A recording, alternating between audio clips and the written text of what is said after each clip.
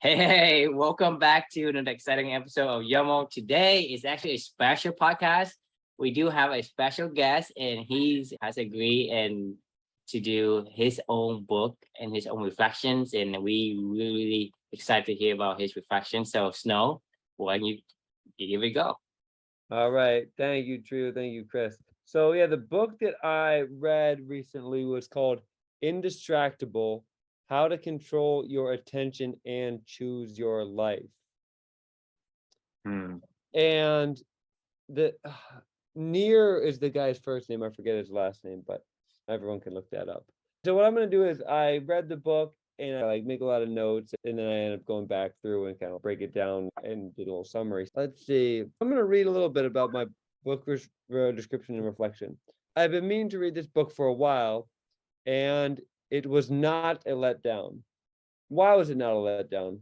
Well, it made me realize what meetings should be about. They should be about gaining a consensus, not one person going off on wanting to hear themselves talk. This came about when they looked at all the distractions in the workplace. Meetings should have an agenda and, in addition, an idea of what their outcomes should look like.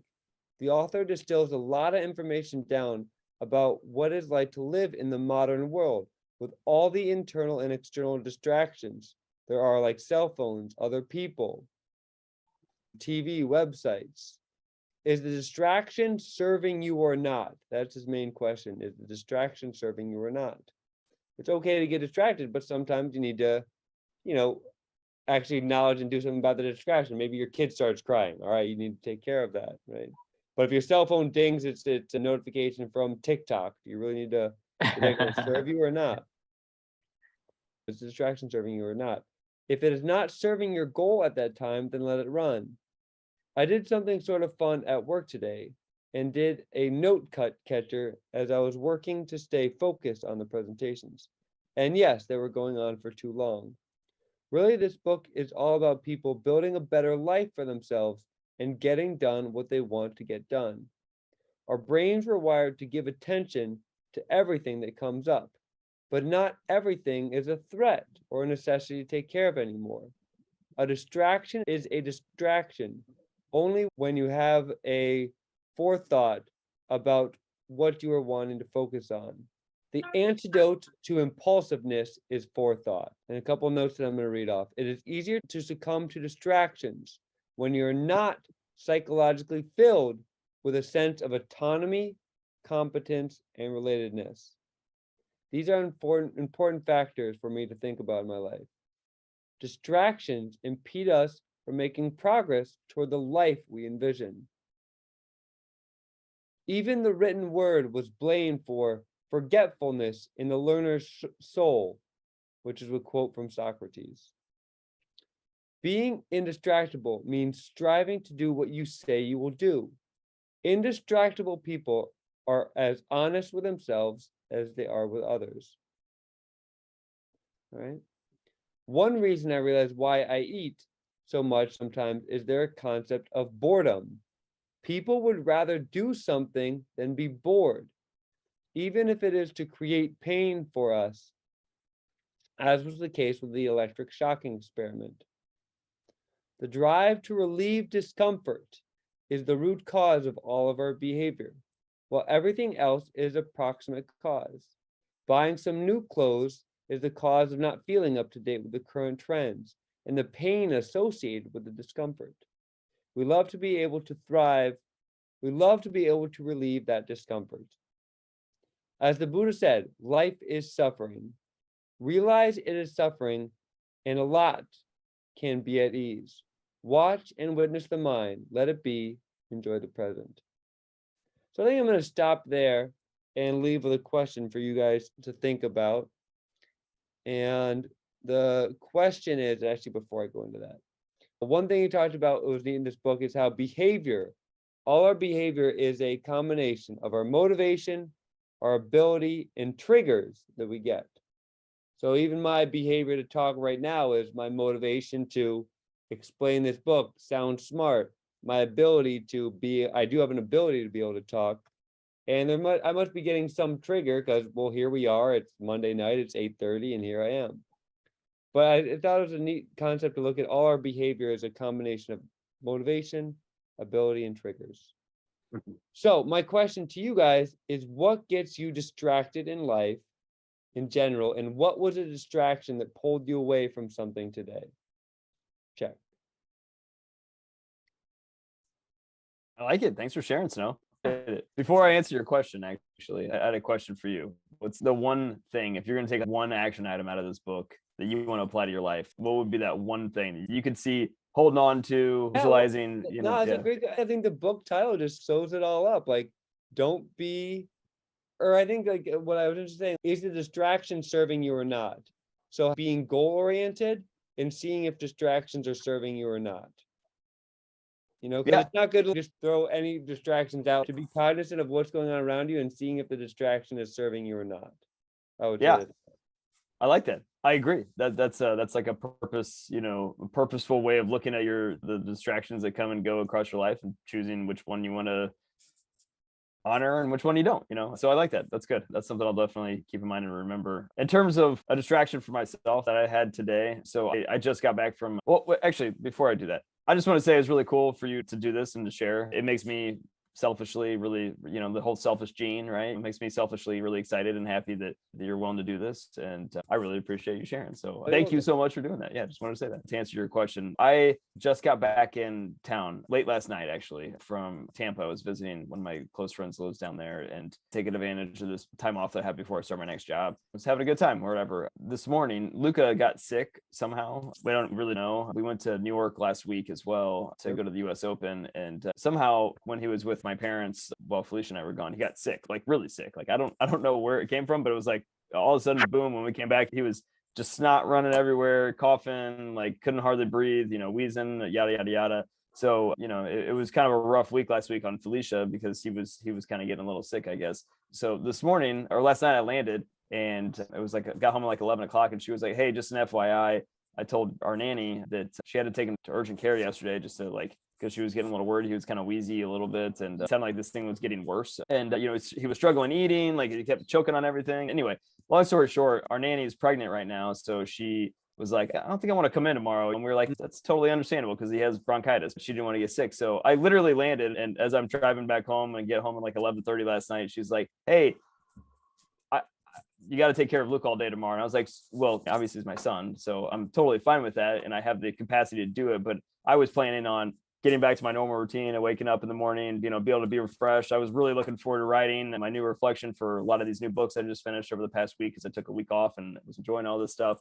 And so from the jump, like my whole day was just screwed. So I would call that a huge distraction. It was not that my son's a distraction, but the scenario was a distraction. It was something that was unexpected and something I had to give my attention to. So all day long, I was kind of scrambling around to get done the stuff that I normally want to get done. So I ended up, to your point, being purposeful about my activities. So I always like to get a workout in with my daughter and, enjoy outside and, whatever it is. Normally I could do it with just us. Today I had to take Luca with us. So we went on the 5-mile run with the stroller, which is something we've never done before. So we had a great run together. And then afterwards I was able to, during his nap time, was able to, get my writing done. And, then by the time we got home, ended up doing all my normal stuff. I was able to listen to a book with him while we were running. And anyway, it all worked out. But to your point, it was a huge distraction. And I immediately had to scramble to say, okay, I could have just shut down the day and been like, you know what? All right, this is just what I got to do today. Mm-hmm. Instead, found another way to make sure that I turn that distraction into something that still aligns to what I care about every single day and what I want to do, and then be able to make it here to the end of the day to hear you guys. So I totally agree. I mean, you got to have purpose about what even if shit's going to come into focus, you have to have purpose to guide your actions to make sure that you're constantly meandering around it to understand why are you doing what you're doing in the first place. I don't exercise every day just to go get exercise. Like I exercise to do stuff with my daughter, to spend that time with her. I don't write just to write every day. I'm writing to do these other things, with her. Like I could do that anyway, any shape, anyhow. I just need to, find time to carve it out. So I don't know if that's a good answer to your question, but that's exactly how I think about it as well.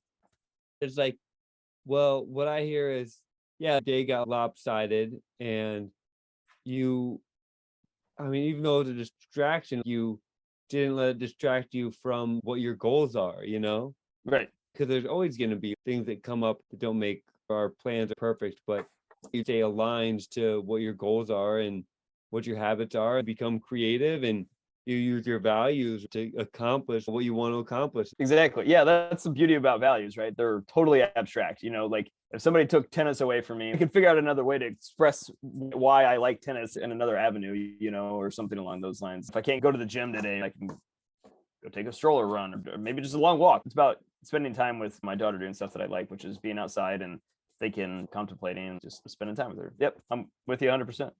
Cool. Trio? Yeah, so I really like this book. I mean, it sounds like a great book, and a lot of the points you are making, I can't disagree with them. It sounds logical.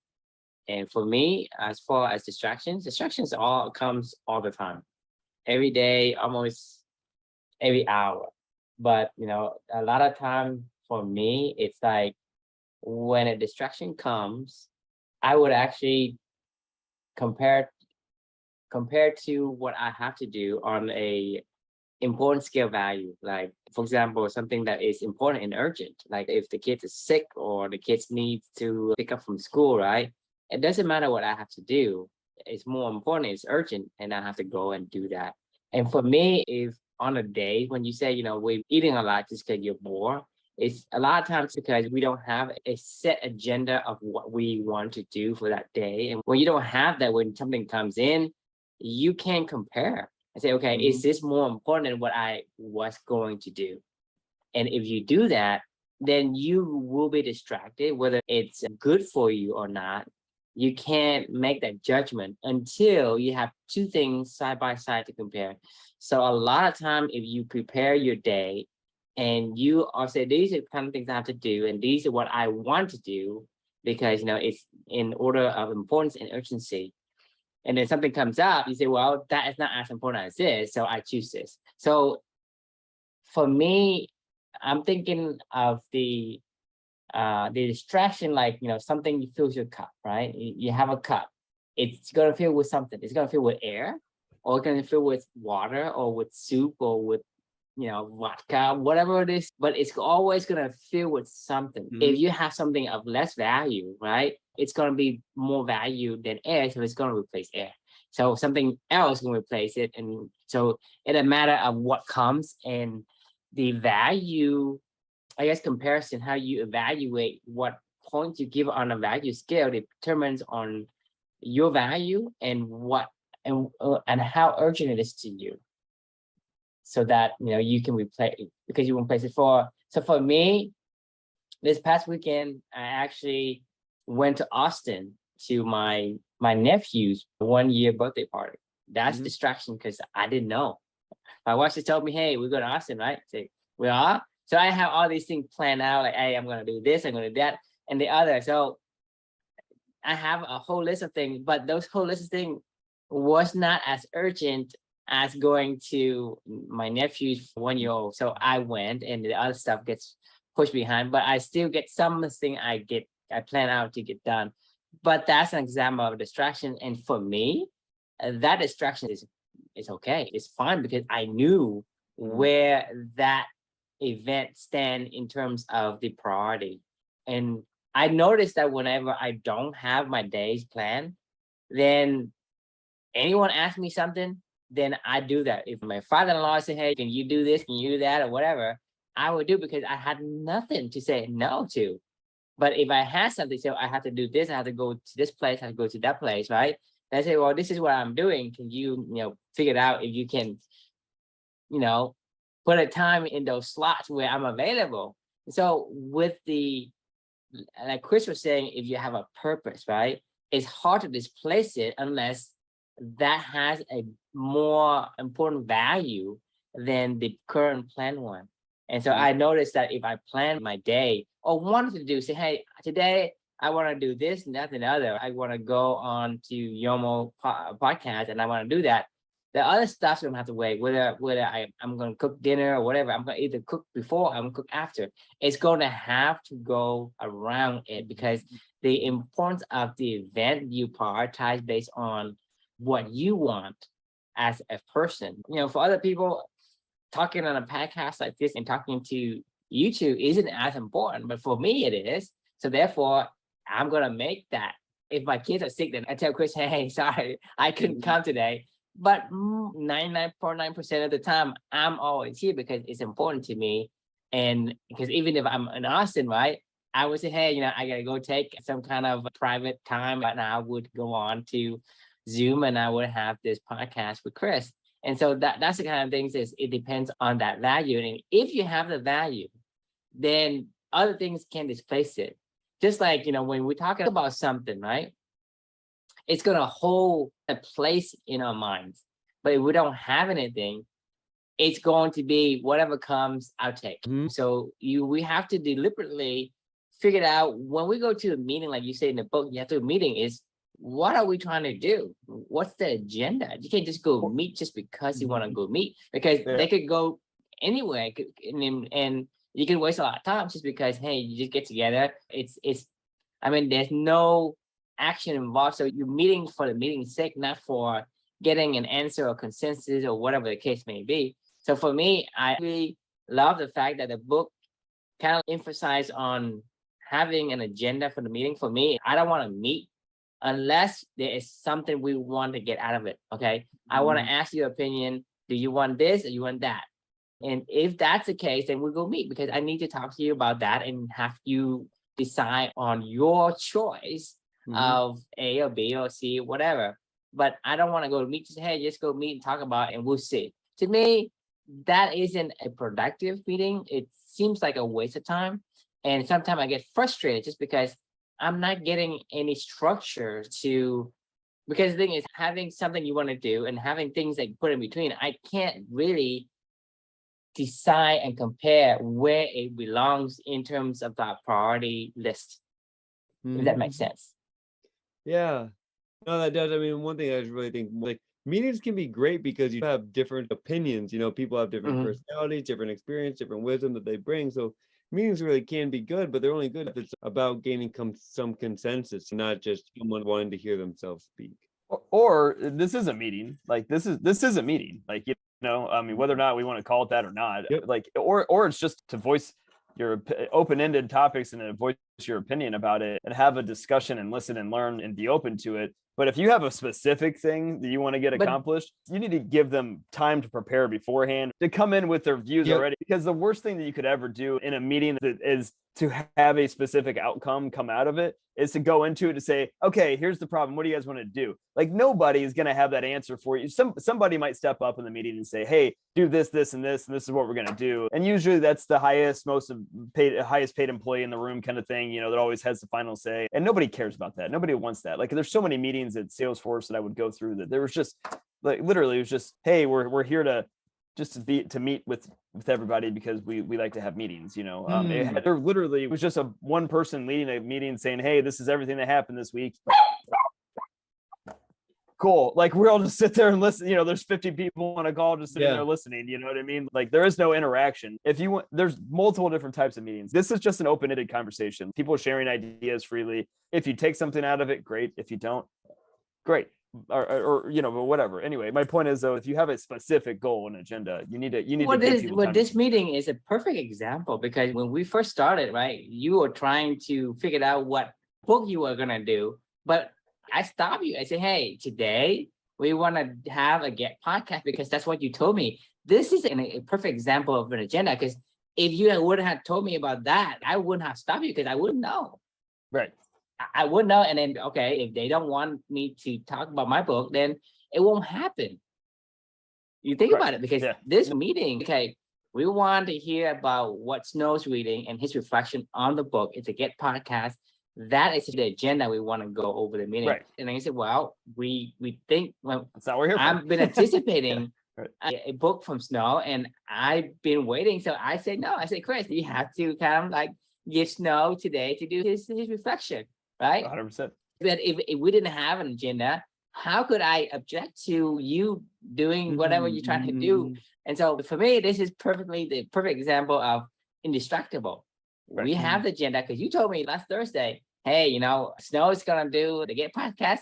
And I said, all right, I can't wait. Right. And I waited and I waited, and Monday comes, lo and behold, I want to get a podcast, and it happens.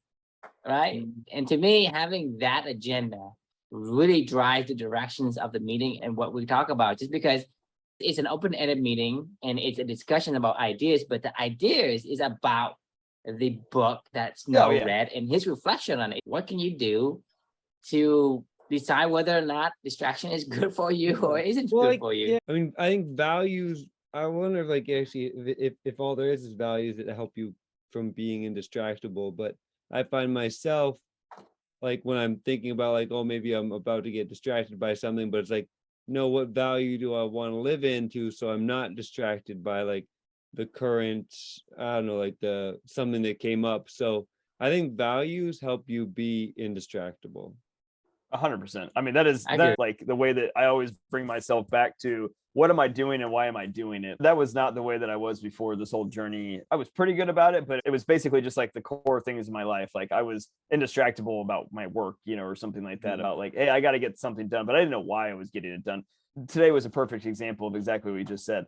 I know why I was doing what I was doing today. And I knew why I reworked my whole entire schedule to make sure that I was able to accommodate what I needed to accommodate that was urgent and important. But this goes back to the whole first things first principles, right? Like what True was saying earlier about his whole, you know, when I look at my day and if I have open time and I'll do it. But that's why I love literally taking the principle of first things first right out the gate. Like I love to get the things that I need to get done that I value the most. And then after that, I'm like, come what may. I've been feeling the same way these days.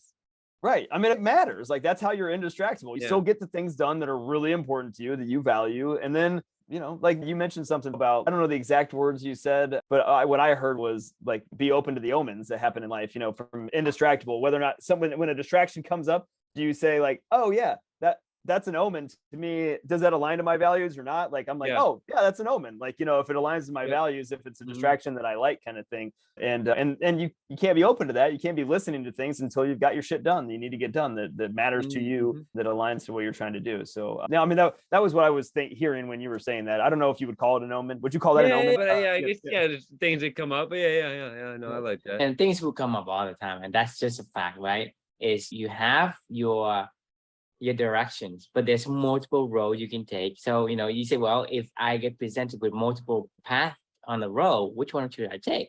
Well, depending on where you're going, right? You can't say, oh, there's a road, I'm going to take that one. Oh, there's the one, I'm going to take one. The same thing with like, if you have a job offer, right? And you have like 3 job offer, which one you take? You can't say, oh, I want to take any one of them. Like, oh, I would take one of each, right?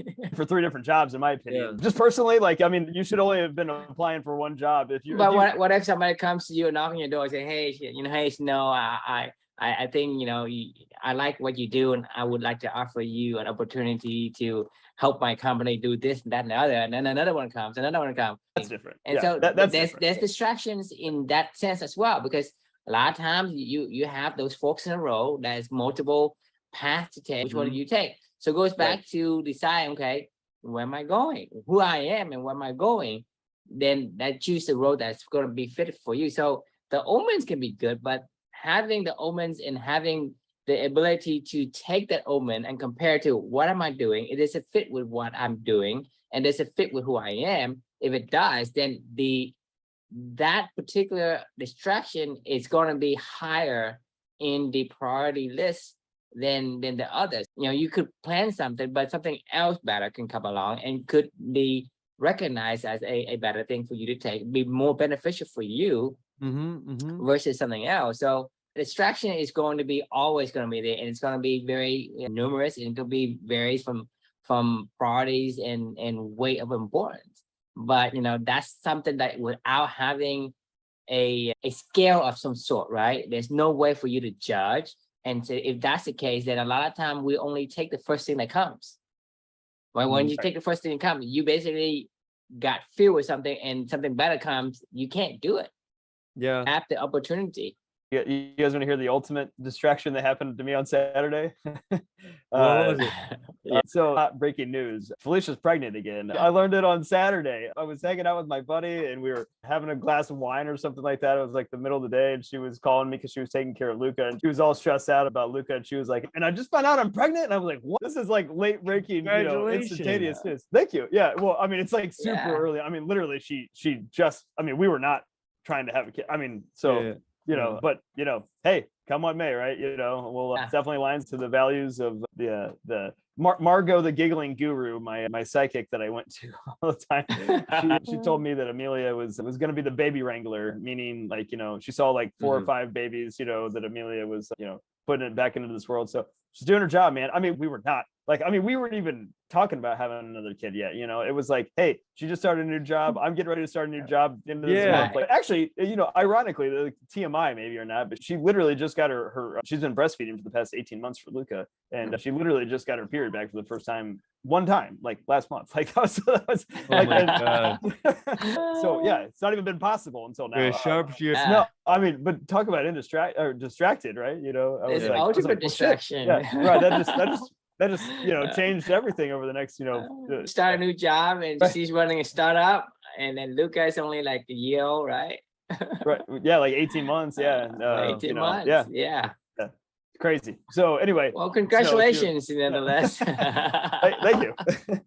That was wild, man. I literally got off the phone. I went to go talk to my buddy and his wife, and I was like, I'm not supposed to tell you guys this. Oh shit, I probably wasn't supposed to tell you guys this either, but I don't care. I've learned my lesson these days. I don't really give. If something bad happens, something bad happens. What do you mean by that? But anyway, no, I got off the phone. There's no surprises. Is this a surprise party or something like that? I mean, no, I'm just saying, like, you never know what's going to happen with any pregnancy. Right, but that has nothing. It is what it is. It has nothing to do with it. No, I agree. I'm just saying, like, I don't know what the outcome is of all this, but today I'm really happy. But I was telling my buddy as soon as I got off the phone, I was like, I don't know what the hell just happened. I was like, I'm not supposed to tell you this, but like, whoa, obviously that was all I could think about at the moment. I was like, it's like, I'm just off in another world going like, oh man, this would be really cool. We got to like change the new bedroom. We got to, make a new nursery. Got to do all this. I was like, this is exciting, yeah. So I was certainly distracted. I'm certainly distracted right now too. Cause I'm like, shit, we got a lot to figure out in the next few months, but yeah, it'll be good. Yeah. So there we go. Late breaking news on the YOML podcast. Yeah. Exciting.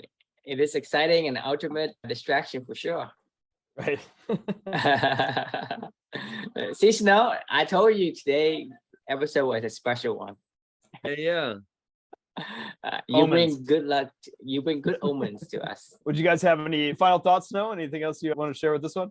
I don't think so. I would just say, make sure in your meetings that you actually do, like, one thing I've been taking on is trying to be a leader of the school is making sure that meetings, like, let's not just push something over if we haven't formed a consensus about something, because sometimes that can happen in meetings too, like, oh wait, we didn't actually come to a consensus about something. If we need to come to a consensus, either we're going to table it or coming to a decision, we're going to table this decision for now, or let's come to consensus on this, because like we don't need to leave with like right. Yeah, what was the what was the goal? Like, we just sat down and got together and asked a lot of questions and walked away, and everybody was like, well, I don't know. That's the worst of having action items you hand out to people after a meeting when like nobody even agreed to do whatever they're doing, and they're like, yeah, fine, I'll do that. Then you have to hunt it down for the next 3 months or whatever, and everybody remembers, oh shit, did you ever get that done? And you feel like an asshole. It just sucks. Yeah. I feel like having a agenda makes me feel more productive. And when I leave with a certain concrete to do, whether I know I'm doing this and somebody else doing that, it makes me feel like less of a burden, like something's lifted off my shoulder versus coming out of the meeting with, I don't know what happened. So there's some sort of fuzziness or a haze on my brain. It's just muddle my thinking for the rest of the day. And so for me, I really like an agenda for the meeting. With a meeting, what do we want to accomplish? Even as generalized, we want to talk about this particular book and what we can learn from it. It doesn't have to be very specific, but it still has to have a direction. And that gives me clarity in my mind, and the clarity gives me peace of mind versus having that. It's a burden you carry. It's like your mind is kind of muddled a little bit. And when you have that, it's like you can't do anything else.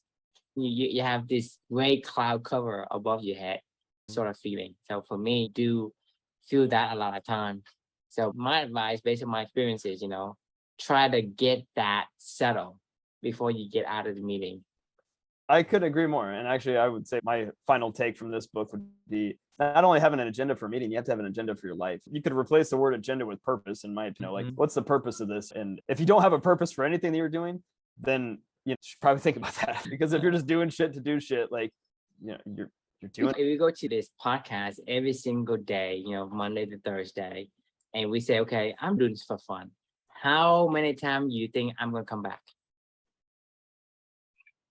I mean, Probably less probably than not. 5, 10, Right. right? Not 100, not 200. Yeah, so You what know do what I you mean? do then if you don't do it for fun, Trio? I mean, you have to have an agenda, have a purpose. What do you do? For me is one of the core value I have is learning. And for me to learn from what Chris thinks and kind of do a sounding board for my ideas onto him and kind of get back a sounding board, kind of validates what I'm thinking, that I'm not, this totally weirdo kind of deal.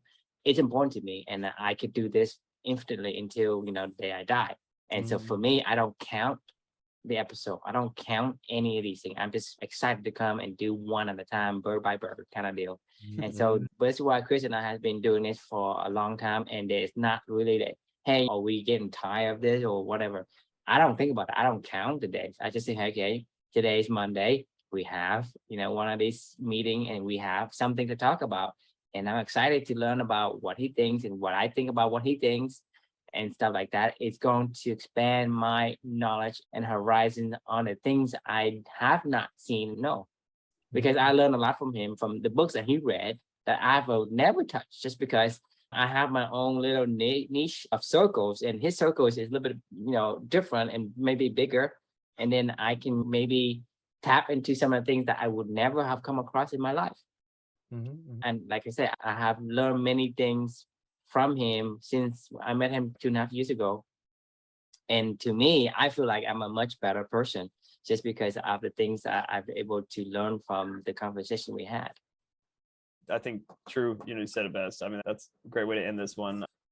Snow, I'm anytime you want to do this, next book you finish, if you ever feel really inspired, you just learn a lot from a book or whatever, like take the reins, True as well. I've been asking you to do this your own for a while now. But you should do it on Why We Sleep or something like that. Or one of those ones that's just like, that'd be great. You really do learn a lot from Chris, your stuff or whatever. Trio, you should do a book sometime. That'd be cool. Yeah. I keep that in mind. Awesome. Well, thank you both for joining, obviously, and Snow, thanks for hosting this one. And yeah, it's 9:15. I really got to get going. All right. Well, thanks again. And we will see you all next time. All Snow, right. repeat your question again for everyone, if you don't mind, just so they can. Yes. What do you find is a distraction in your life? Awesome.